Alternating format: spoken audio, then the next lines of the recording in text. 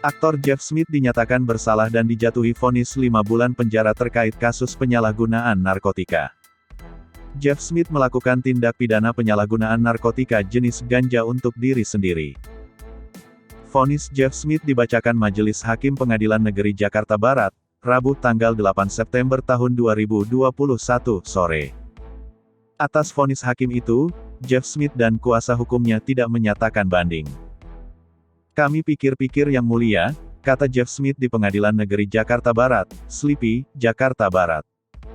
Aldi Surya Kusuma, kuasa hukum Jeff Smith, menganggap vonis hakim itu sudah adil untuk kliennya.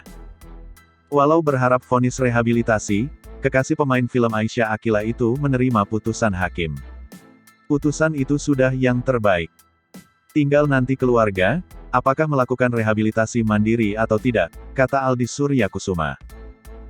Jeff Smith juga kemungkinan akan segera dibebaskan dari tahanan pada tanggal 15 September tahun 2021 setelah menjalani hukuman penjara selama 5 bulan. Menurut hitungan kalender, minggu depan Jeff Smith sudah bebas, ujar Aldi Surya Kusuma. Jeff Smith ditangkap di kawasan Jagaraksa, Jakarta Selatan pada tanggal 15 April tahun 2021.